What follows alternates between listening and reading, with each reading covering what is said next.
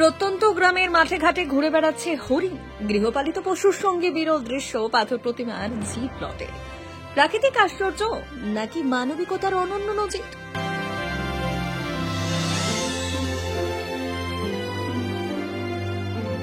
দক্ষিণ 24 পরগনার পাথর প্রতিমার জি প্লট গ্রাম পঞ্চায়েতের এক বিরল দৃশ্য এখন চাঞ্চল্যের সৃষ্টি করেছে। গৃহপালিত গরু ছাগলের সঙ্গে মাঠে ঘুরে বেড়াচ্ছে একটি হরিণ।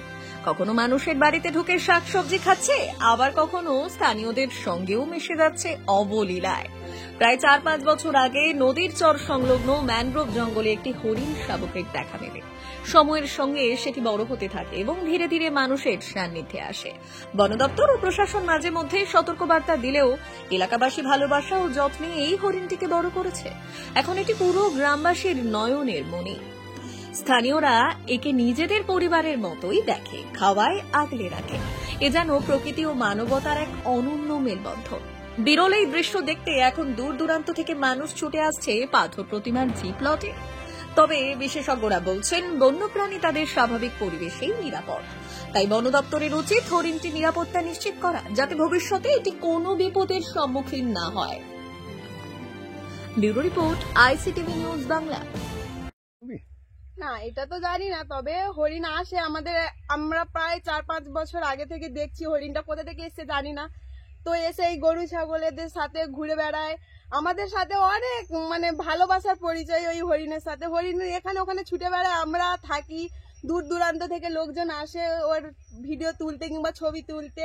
এটা ভালো লাগে যে আমাদের সুন্দরবনে একটা হরিণ এসে দূর দূরান্ত থেকে লোকজন এসে দেখছে, এই জায়গাটাকে চিনছে আরো ভালোভাবে। এই সব এমনি ক্ষতি করে না তোমাদের? না, অতিরিক্ত ক্ষতি করে না, তবে এই গাছপালা টুকটাক খেয়ে নেয়। ওরা বেশি কিছু ক্ষতি করে না। একটাই তো হরিণ, আর তো আসে না, ওই একজনই আছে। তো পুরো ঘরে মেলামেশার মতো একদম হয়ে গেছে। গরু যেমন ছাগল গরু আমরা পালি, তো সেই রকম সেম একই ও এইরকম আমাদের গায়ের কাছে পুরো লেপটে লেপটে থাকে। তোমরা ওকে কোনো ক্ষতি কেউ করে না? না না, এইটা আমাদের এখানে কোনো পাবলিক যারা আছে কেউ সবাই ওকে জড়িয়ে ধরে কিংবা ওর পিছনে পিছনে যায়, কিন্তু ওই ক্ষতি কেউ করে না। তোমরা কি চাইছো? আমরা কি চাইবো? আমরা চাই যে ও থাকুক এখানে, ঘুরে বেড়াক। যেমন আমাদের এখানে আছে, সবাই চিনছে জায়গাটাকে, দেখছে। আমরাও চাই যে ও থাকুক, ও ঘুরে বেড়াক স্বাধীনের মতো, ওকে যেন কেউ না ধরে রাখে। এটাই আমরা চাই। তোমার নাম?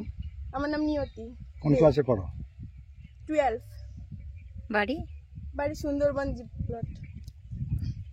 এই 5 বছর 6 বছর ধরে দেখছি অনেক দিন থেকে, যে প্রথমে অনেক ছোট ছিল, ছোট অবস্থায় এখানে এসছে। তো যখন প্রথমে দেখতাম যে কোথা থেকে এসছে, কেউ বলতে পারছে না যে কোথা থেকে এসছে, কিন্তু এসছে, যেখান থেকে হোক এসছে। তো এবারে ভালোই লাগে। তখন পরপর এখানে আছে, খাচ্ছে, বড় হচ্ছে, নদীর ধারে পাতা খাচ্ছে, এখানে মিষ্টি পাতাও খেতে আসে, আছে, ঘুরছে, সবাই দেখতে আসে, আনন্দও লাগে। যখনই বারবার দেখি না কেন, তাও দেখতে ইচ্ছে করে, যে হরিণ দেখতে পেয়েছি, ছুটে আয়। সবাইকে বলি, দেখতে ভালোই লাগে। এই আর কি।